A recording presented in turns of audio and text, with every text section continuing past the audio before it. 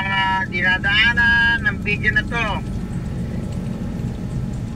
Si Jesus po ay hindi Diyos. Yan po ang sinasabi ng iilan na nakapagtataka na araw-araw nila hawak ang Biblia, sinasaliksik, pinag-aaralan, ngunit hindi nila makita ang pagiging Diyos ng ating Panginoong Jesucristo. Umpisa ko po ang video na to sa pamamagitan ng mga salitang ito. Ako po ay hindi eksperto sa Biblia. Ako po ay individual lang na nagsasalita rito base sa aking pangulawa at intindi doon sa naririnig ko sa Biblia. Hindi ko po lahat sinasabi na tama ang aking sasabihin dito. Nagsasalita lang po ako rito upang ipahatid sa inyo ang mensahe na si Kristo po ang puntahan nyo, hindi kung sino-sino na nagsasalita. Even ako po, hindi ko po sinasabing pakinggan nyo ko, kundi ang mensahe ko po ito ay si Kristo ang puntahan nyo, kilalalin nyo, at ibibigay ko po sa inyo sa video na to na ang milyong dahilan na nagpapatunay na Diyos ang ating Panginoong Jesucristo. Totoo po, milyong dahilan ang magpapatunay na Diyos ang ating Panginoong Jesucristo. Ganito po. Unang-una, meron pong Diyos Ama na katulad po na sinasabi ng ibang reliyon, may Diyos Ama na ganoon din naman po ang sinasabi ng ating Panginoong Jesucristo na kinumpirma niyang may Diyos Ama. Saan po, kung napapanood niyo yung mga nauna kong video, ang makukumpirma po may Diyos Ama doon sa tinuro niyang panalangin, Ama naming nasa langit. Doon po kinumpirma po ng ating Panginoon Jesucristo na may Diyos Ama. Pero tutundukan ko na po yung tanong na pinaglalawayan nila sa YouTube, sa TikTok, kung Diyos ba o hindi Diyos ang ating Panginoon Jesucristo. Sa simpleng lohika po, malalaman nyo sa sasabihin ko kung bakit walang dudang Diyos ang ating Panginoong Jesucristo. Yung mga sinasabi ko rito, ibangga nyo po sa lahat ng video sa TikTok o sa YouTube. Tignan nyo ho kung pwede nilang pirasa ng sasabihin ko rito sa video na to. Ibangga nyo sa lahat bilang kong patunay na Diyos po ang ating Panginoong Jesucristo. Wala hong titinag dito sa video ko na to. Kung ibabangga nyo kahit kanino, dito po nagpapatunay na Diyos ang ating Panginoong Jesucristo. Umpisaan ko sa ganito. Kung ikaw ay Diyos, ano ba ang anak mo? Tao ba? Iba Diyos din. Doon pa lang po sa lohika na yun na katunayan na Diyos si Kristo. Paano mo babalikin yun? Doon pa lang ho sa unang salita na bilanggit sa inyo na hindi na ho kayang tibagin ng kahit sino na Diyos ang ating Panginoong Jesucristo. Ipamatay nyo sa kanila yung bilanggit ko sa inyo at tingnan natin kung ano ang sasagot nila. Doon pa lang ho, wala na po isasagot yung mga taong nagsasabing hindi Diyos ang Panginoong Jesucristo. Base po sa aking pangunawa, si Jesucristo ay tao. Ngunit, ang espiritu niya po ay Diyos.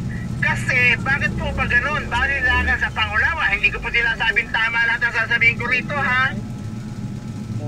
Kaya po, pinako ang ating Panginoon Jesucristo sa krus to prove na lahat ng tao na kung ano ang tiniis ng ating Panginoong Jesucristo o lahat ng tinitiis ng tao ay kayang tiisin ng Diyos na si Jesucristo na tao dahil hindi po pwede ipako ang Diyos sa krus kasi useless yun. Ano yung titiisin ng Diyos kung siya ipapako mo? Tao po si Kristo pero Diyos in spirit. Kaya po Diyos si Jesucristo dahil title niya po is anak ng Diyos. So, ano pa ho ang katibayan na Diyos ang ating Panginoong Jesucristo? Doon po sa kanyang kapanganakan. Nung pinanganak po ang ating Jesucristo, sa nasa sabsaban. Pero, yung tala, yung bituin na may liwanag, nakaturo doon sa kinalalagyan ng ating Panginoong Jesucristo. Meron ho bang pinanganak na gano'n na pinanganak at natutok sa kanya? Sino ho may kakayanan? Ang Diyos Ama para sa kanyang Diyos, sa kanyang anak na Diyos din. Saan po ba makukumpirma pa na Diyos ang Jesucristo?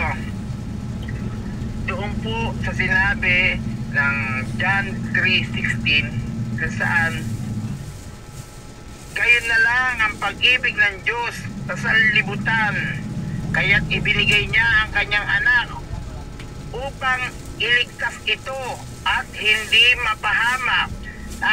Doon po nakukumpirma na Diyos anak si Jesucristo. Kaya Diyos po si Jesucristo. Saan pa yung salitang John 14:6, ako ang daan, ang katotohanan at pambuhay. From doon, lahat po nung nakasulat po sa Biblia ay nakaturo sa talatang yun, sa verses na yun, na sinabi ng ating Panginoong Jesucristo na nagpapatunay na siya ang Diyos. Kaya po sinabing, sino ba ang totoo? Siya raw ang katotohanan. Kaya ho, kung sino man naririnig nyo, apostol, pare, o sino mang religious leader,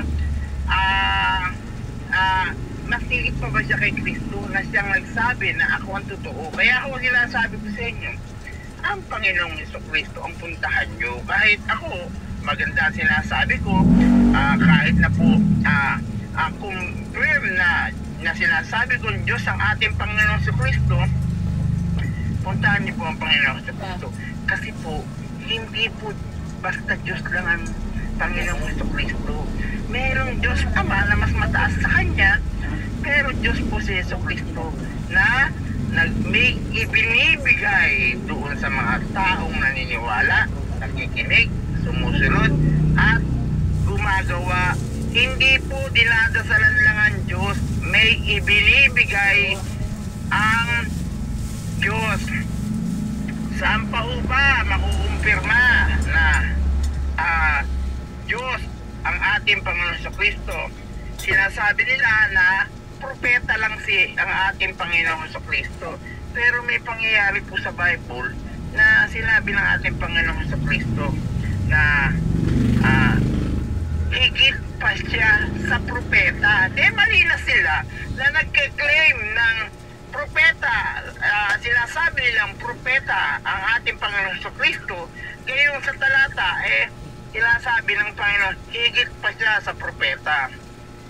At saan pa? Marami pong bagay. Meron pa hong sinabi na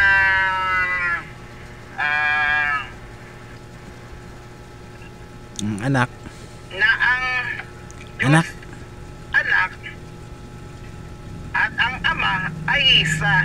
In terms po na iisa, ang ibig po sabihin nun, kung ano po yung sinasabi ng Diyos Ama at Diyos Anak, iisa. Iisa ang motibo, iisa ang sinasabi, isa ang gustong mangyari. Kaya po, iisa sila. Pero, sinasabi nila na nakarekta sila sa Diyos Ama at binabypass mo ang Panginoong Jesucristo, mali po. Bakit po? Kasi dina-downgrade nila ang Diyos Ama. Kasi direkta na sila sa Diyos Ama, binypass mo ang kanyang anak na which is siya nagsabi, pakinggan nyo ang aking anak. Bakit sinasabi nila na ang Diyos Ama ang kanilang sinasamba? Alam niyo po bakit po ba base sa akin sa pag-aanalisa, tama po kayo na may Diyos Ama, kung ano man ang tawag nyo doon sa tinatawag namin Diyos Ama, na sinasabi nyong kaisa-isang Diyos. Paano po natin madidetermine na iisa ang Diyos na sinasabi nyo, sinasabi ng ibang relihiyon, at sinasabi ng ilang dialect, o sinasabi ng ibang bansa, Diyos, Diyos, Diyos.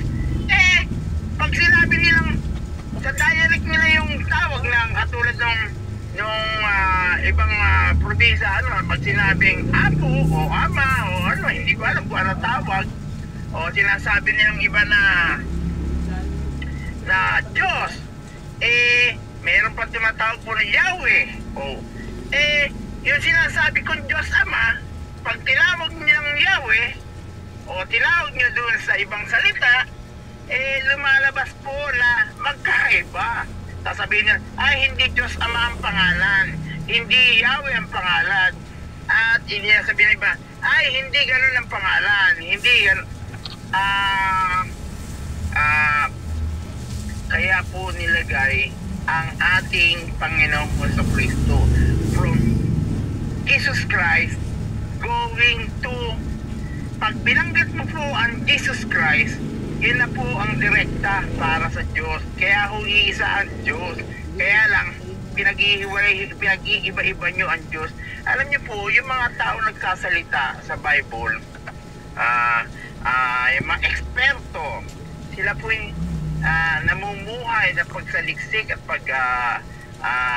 pag-aaral sa Biblia, pero nakakapagtaka, hanggang ngayon hindi nila nakikita na Diyos ang ating Panginoong Jesucristo.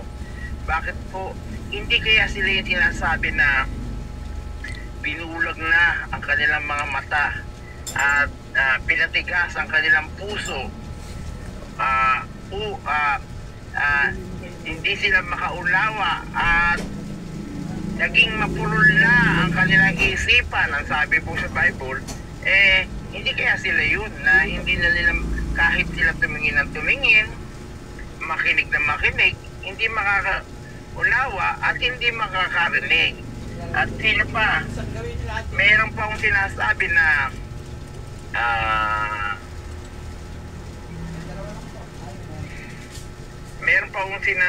na hindi na kayo pumapasok, hinaharangan nyo pa. Sino kaya yung sinasabi ng ating Panginoong Jesucristo na ayaw nyo lang pumasok, hinaharangan nyo pa ang ibig pumasok?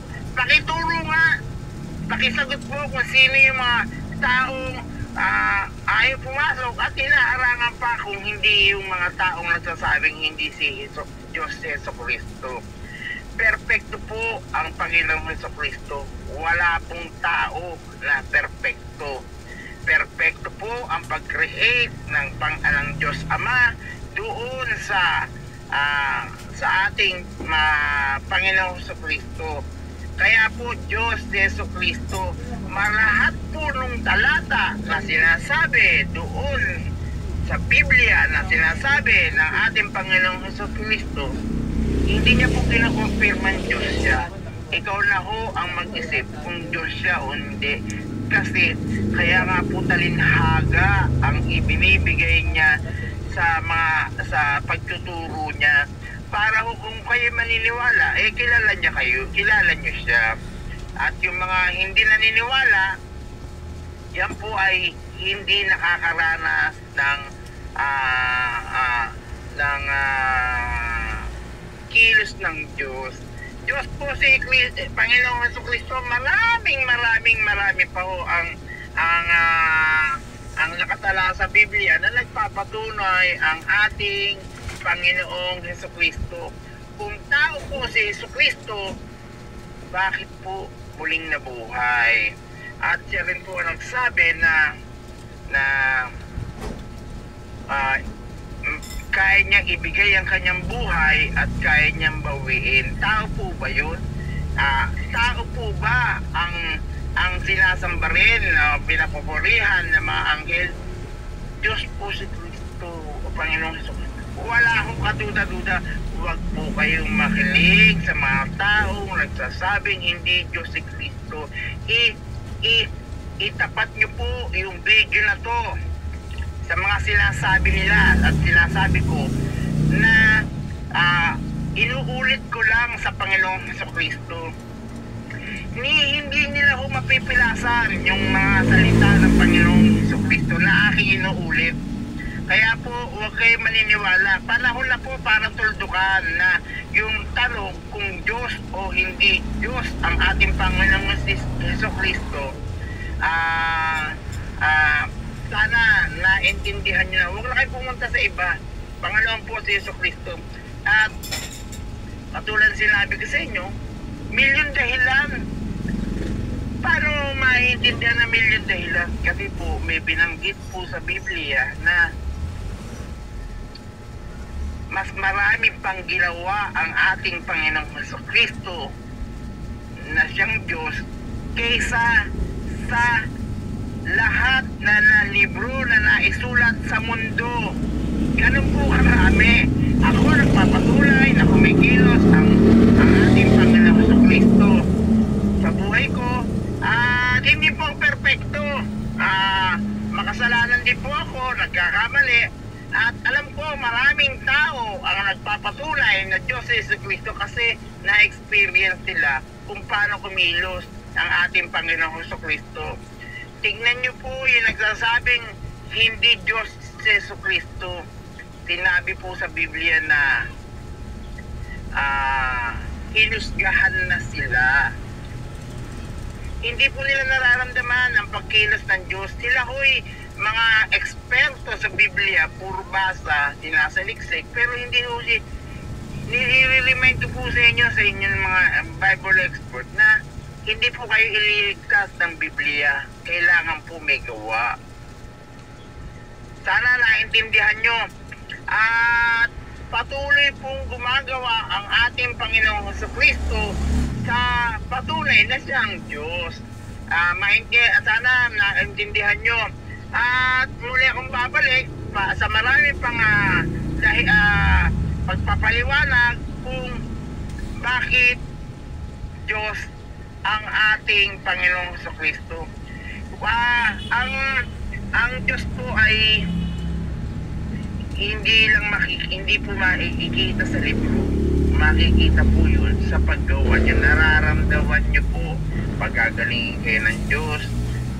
Ipuprovide ng Diyos ang kailangan nyo, poproteksyonan kayo ng Diyos. Na-experience po na maraming milyong tao yan, kaya ho huwag na ho kayo magduda na Diyos ang ating Panginoon. I-remind ko po sa inyo na ang Diyos ay hindi lang dinadasalan. Ang Diyos ay ibinibigay doon sa mga taong nakikinig, sumusunod, naniniwala at gumagawa ng kanyang mga salita. Sana naintindihan niyo po. Sino ka man, nasaan ka man, huwag matakot. Si Jesus ang bahala sa iyo pagkat mahal ka niya. Amen.